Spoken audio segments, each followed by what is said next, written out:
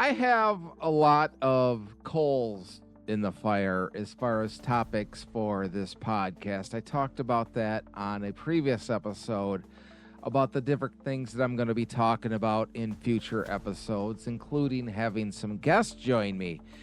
But I kind of want to put a bow on what I've been talking about for the past 6 weeks with the Hynek scale and disclosure and all of that before I jump into some of those other topics. Because quite frankly, the idea of disclosure is sort of coming into the forefront now because our government is getting a lot of pressure and starting to finally release information pertaining to the reality of UFOs or flying saucers or UAPs or extraterrestrial vehicles, however you want to describe it.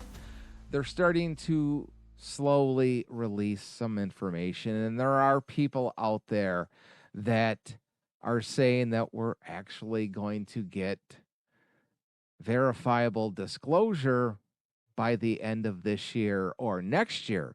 Whether that happens or not, I don't know. I guess we'll find out if it does. But as far as the government goes, they are, at least outwardly, they seem like they are more pressured to dig up and make public some of this information that has allegedly been kept hidden or kept away from the public for the past 70 years. And what I want to cover on this episode is sort of, have they really been? I know those of us that are interested in ufology, we've kind of known that they have for the past 70 years.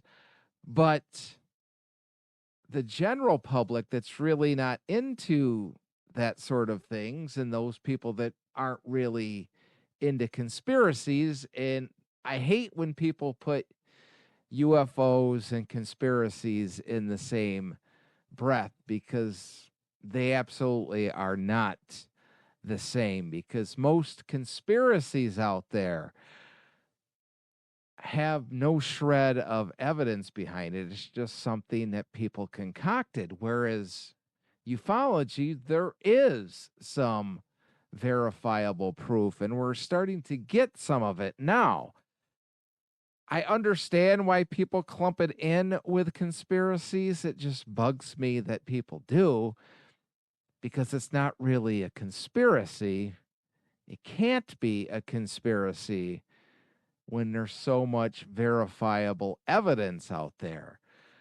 But I'm wondering, how long has the government been keeping quiet about the existence of extraterrestrials? And we don't even know if they are aliens from another planet, or if they're multi-dimensional, or hell, even if they're time travelers. And I know people out there will say time travel isn't possible. Well, it isn't possible to the lengths of our current knowledge, much like the idea of traveling from planet Earth to another planet. People will say we don't have the technology, or there isn't technology available to travel that fast to go from one planet to the other. And I just simply say, as far as we know to this point, there could be. And that's why these aliens, for lack of a better phrase, are visiting our planet, because they have conquered that knowledge and know how to do it. But the point of this whole thing is going to be, how long has the government known? Did it start in 1947 with Roswell? Probably. But did it go beforehand? We don't really know for sure, but we can as far as the things that we know for sure that it definitely started in 1947. In 1947, that summer, a long stretch of strange debris was discovered on a ranch outside of town. The U.S. Army Air Force issued a news release that made headlines. The Army had recovered a crashed disc. 24 hours later, the Army retracted its claim and said it was merely a weather balloon. Mangled bits of flimsy debris were shown to reporters. We've got pieces of what we think is a flying saucer. Walter Haut stuck to the official story until the day he died, but left a... Now, Walter Haut was the press officer in Roswell in 1947, and he was given a press release after the crash to announce to the world that the Air Force had retrieved a flying disc or a flying saucer. And as we all know, and you're going to hear, he released it as he was ordered to do, and it was quickly retracted within 24 hours. A sworn posthumous statement admitting he'd been ordered to lie, that the recovered craft had been of alien origin, and that small bodies of the pilots had also been recovered by the Army. The story has been backed up by dozens of other witnesses. The U.S. military has changed tunes multiple times in the decades since, later saying the object recovered wasn't a mere weather balloon, but a highly classified spy balloon, and the bodies were mannequins dropped years later. And we're going to get into that more later on, because what they said when they retracted everything in 1947 was that it was a weather balloon, and it kind of went away. And skeptics out there will tell you, and I'm thinking of one specifically, and I'm not going to say his name because he's just pointless in my opinion, but he will tell you in numerous documentaries and interviews that Roswell didn't even become a thing until the late 1970s.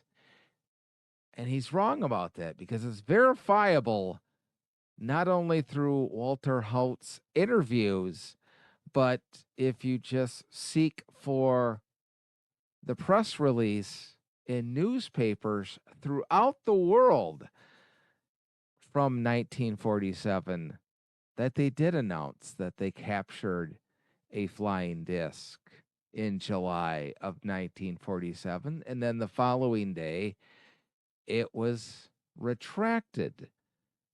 So for the debunkers to come out here and say that it never happened until the 1970s, they're lying, because it did happen. It's a verifiable fact that it was announced that the Air Force did recover a crashed flying saucer in July of 1947. So it is a verifiable fact that something crashed in 1947 in Roswell. Was it a weather balloon, or was it a flying disc, an alien spacecraft?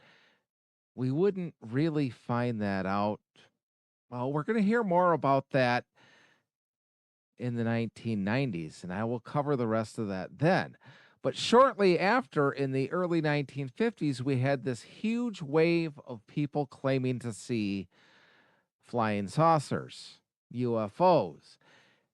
And the government sort of scrambled, and they started creating all of these groups. Project Grudge, Project Sign, both of those sort of transformed into Project Blue Book to sort of study and investigate what these sightings that people are having are. And then something kind of came up that has been verified, but it hasn't been verified. And that is the idea of Majestic 12, a group of 12 people that then President Truman put together to sort of bury everything having to do with flying saucers. Have you ever heard of Majestic 12, the alleged secret group created to hide the truth about Roswell and alien technology? Because if the mythology is true, MJ-12 wasn't just a rumor. It was the control center of the greatest cover-up in modern history. The story claims that after the 1947 Roswell crash, a hidden team of elite military leaders, scientists, and intelligence officials was formed in total secrecy.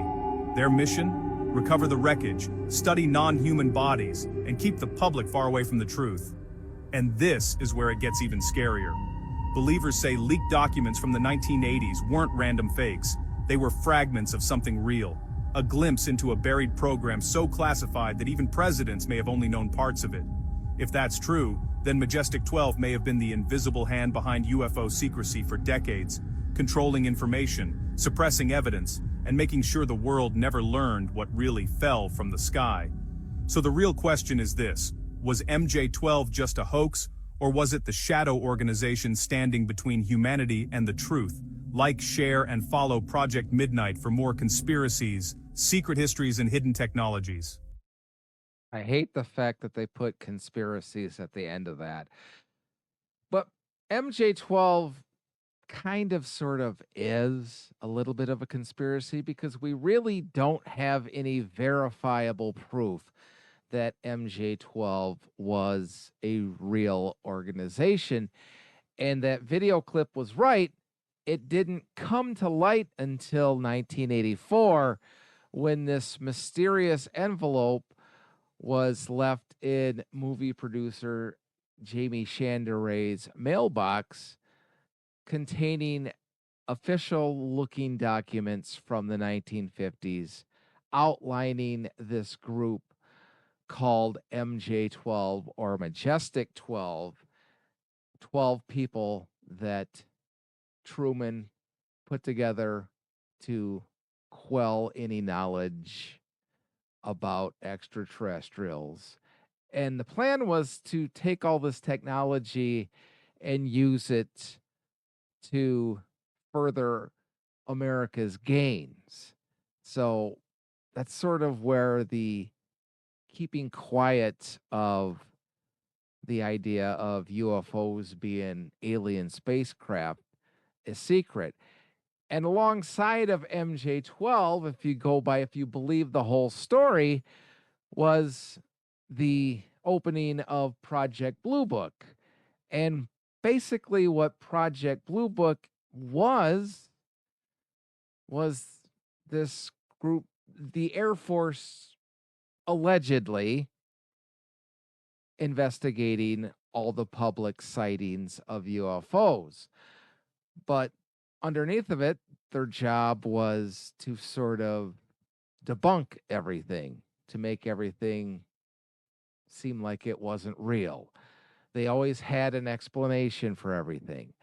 But that wasn't really the case, because even though they did explain well over 80% of all the cases that they investigated, there were still about 20% of the cases that Blue Book did that they had no explanation for. And that was sort of the problem within Project Blue Book and the government, is they were supposed to debunk all of them, and they couldn't debunk them all. So MJ-12 sort of stepped in and took all of that stuff that they couldn't debunk and buried it even further.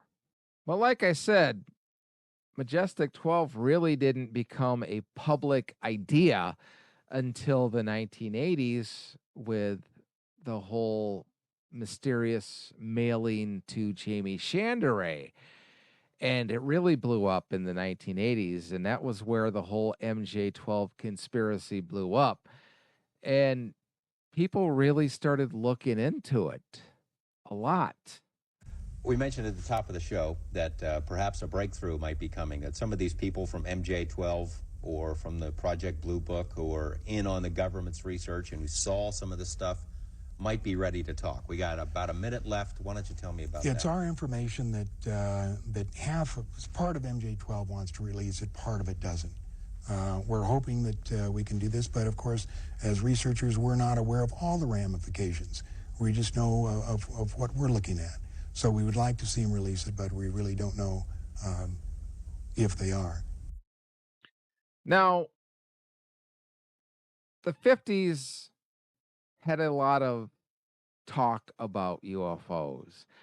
It seemed to quiet down a little bit, not totally, throughout the 60s and somewhat into the 70s, to where it seemed like after Blue Book closed in 1969, the public sort of lost interest in the idea of UFOs. Things started to change a little bit in the 1970s for the most part. It really started in the early 60s, but it really didn't become publicized more until, say, the Allagash incident or the whole snowflake abduction of Travis Walton. But the idea of alien abductions started to grow in popularity or start to be publicized more. And it really started in 1961 with Betty and Barney Hill. And those three stories about alien abductions weren't really talked about very much within the government. They just sort of ridiculed them, saying that's not even possible. And people sort of believed it. So even to this day, the idea of alien abduction is still sort of scoffed at. And I'm not saying whether it's real or not, but there's also some of these claims that the government has this secret agreement, and there's no proof behind it. It's called the Greada Treaty. And there's just claims about it. There's no verifiable proof that this is true. But the Greada Treaty was an agreement made between President Eisenhower and aliens that they would trade technology that they had to the United States in exchange for the right to abduct and do tests on a certain number of citizens. And that sounds crazy, and it probably is somewhat crazy, because alien abduction just isn't an American thing. It's happening globally. So unless the aliens made deals with governments around the world, which maybe they have and we just haven't learned about it, then it doesn't seem plausible. But the idea of the government hiding things didn't go away after Project Blue Book. It just sort of went away. It kind of fell more into a conspiratorial realm, which, as I've talked about, I hate the fact that people call ufology a conspiracy. But as far as burying things, burying the truth, if you want to call that a conspiracy, then yeah, I guess it kind of did. But as the MJ12 things became popular in the 1980s, something else started to come to light. And that was the idea of the government having this super secret base called Area 51. And this is where they were keeping all of this alien technology that they have been concealing from the public and have been working on it for all of these years. And people originally thought that was crazy sounding. Then a guy by the name of Bob Lazar came out and claimed that he worked at Area 51. The only hardcore thing is that there is an extremely classified document dealing with religion, and it's about that thick. period. But why would there be any classified material dealing with religion? I want to go back to the religion thing. I want you to say it. Oh, come on, that's so weird. That's a lot. I'm not asking you to say what you believe to be a fact. I'm asking you to say what you read in a report that that is distributed at what may be the most top secret facility in the world. Okay. All right. All right, I'll say it. It's so far out. All right, your objection has been noted. Okay. What does it say? That we're containers. That's how supposedly the aliens look at us. That we are nothing but containers. Containers of? Containers. Maybe containers of souls. You can come up with whatever theory you want, but we're containers, and that's how we're mentioned in the documents. That religion was specifically created, so we have some rules and regulations for the sole purpose of not damaging the containers. Now, Bob Lazar has made a lot of claims, specifically in the late 80s and early 90s, pertaining to working on a captured UFO, the UFO from Roswell, as a matter of fact. And his life sort of got turned upside down when he went public with all of this. As you can hear him here talking about the aliens essentially created our modern day religion, which he doesn't really get into all the different religions. He's specifically talking about Christianity. So people sort of questioned whether Bob Lazar was making this all up or whether there was any truth behind it. And the weird thing about it is he said some things that were kind of verifiable, but then again, when people tried to investigate whether he had all of these degrees from these schools and had a government clearance and all that, they couldn't find any validation that he actually did. Matter of fact, the school that he said he went to claimed that they had no records of him ever going there. He had no, people couldn't find any proof that he ever worked for the government or any of that. So he sort of got a smear campaign put on him, whether that was by the government or not after he came public or not, we don't really know. But we do know that he was arrested allegedly for running a prostitution ring after all of this. And we all know how it's been proven that governments will do things to quiet people when they don't want them to talk. So, was everything he was saying true, or was he making it all up? I guess we still don't really know. But to give him credit, he has stuck by the same exact story for all of these years that he said back in the late 80s. He's still saying the same thing today with no deviation. The souls. Meaning, Well, the souls or the bodies, whatever. That's meaning like we're containers for souls that they're going to use at some other point. right. And that they had something to do with different prophets and biblical figures. Yes. What? Well, that supposedly Jesus and two other beings were genetically engineered. They were implanted in people on Earth in biblical times, and their births were closely monitored. Now, just some little connections to that my wife had brought up were in the Bible. They said that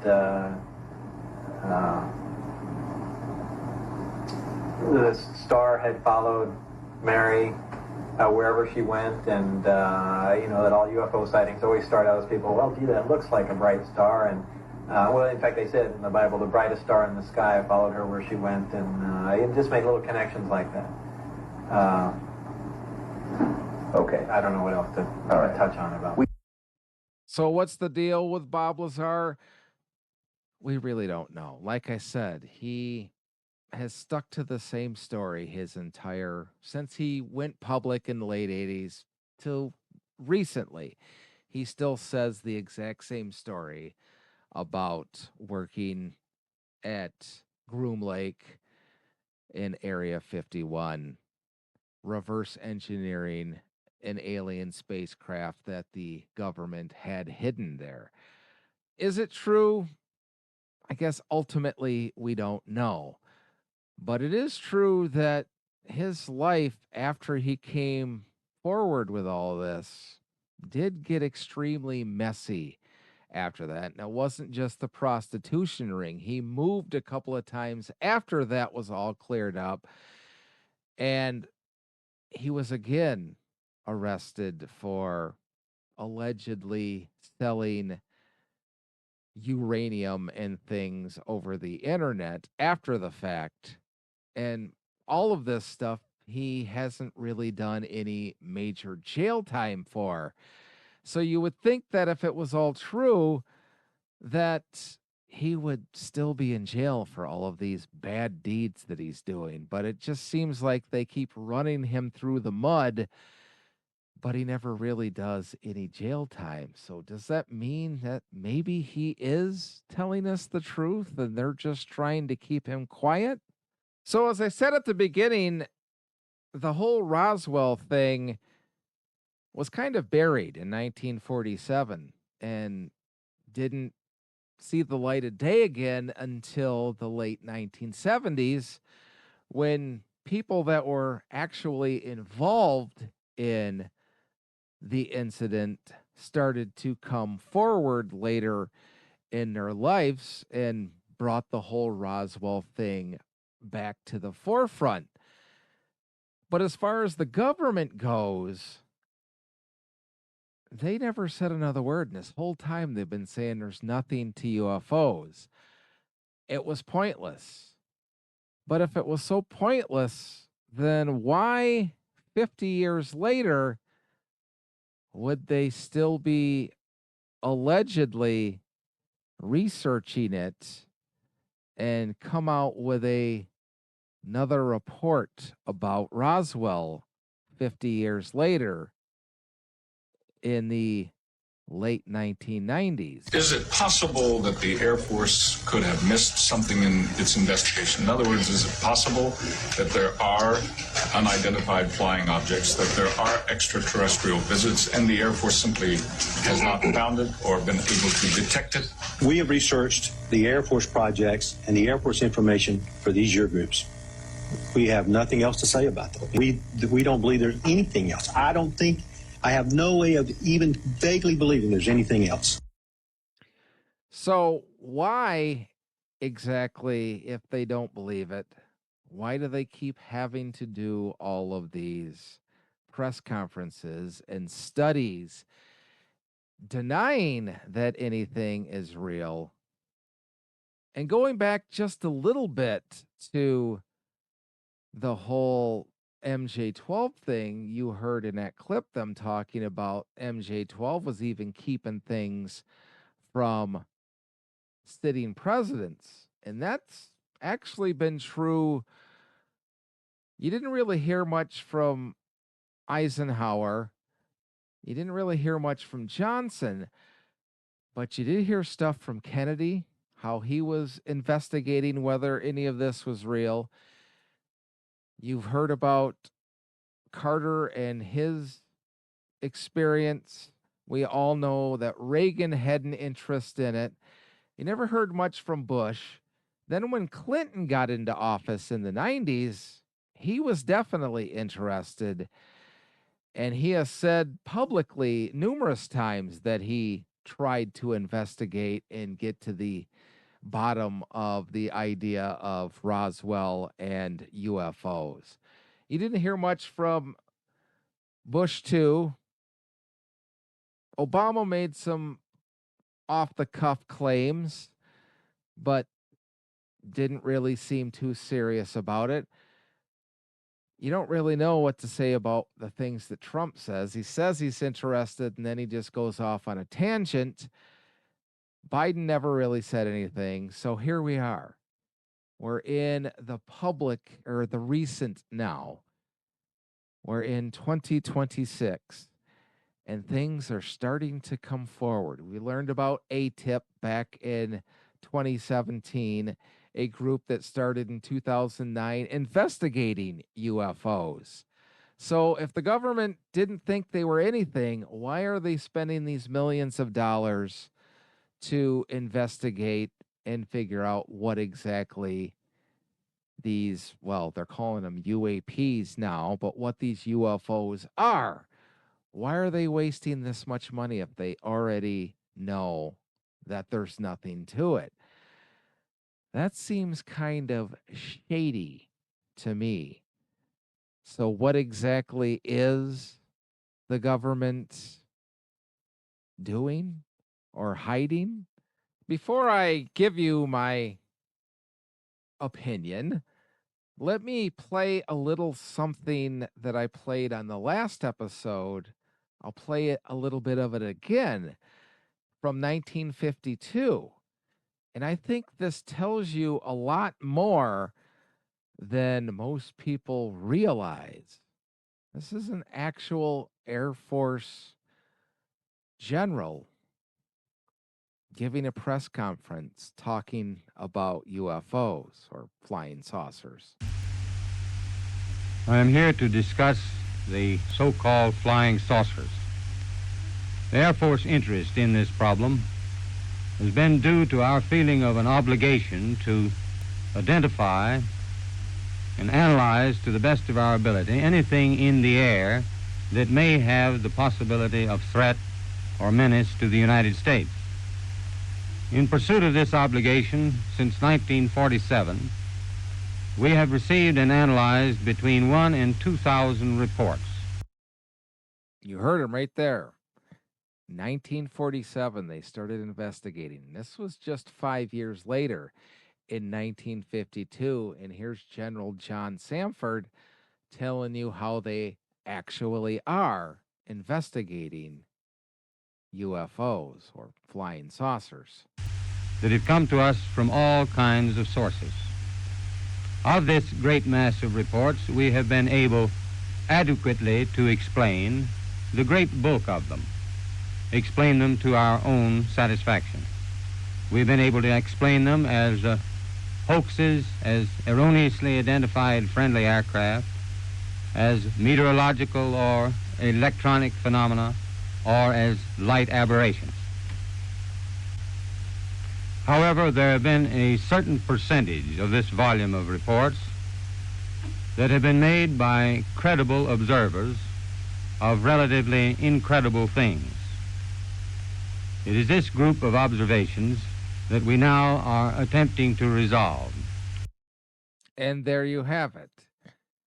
They have investigated and they have been able to explain away a vast majority of them, but, and you heard him there admit that there are a few things that they haven't been able to identify. And that was back in 1952.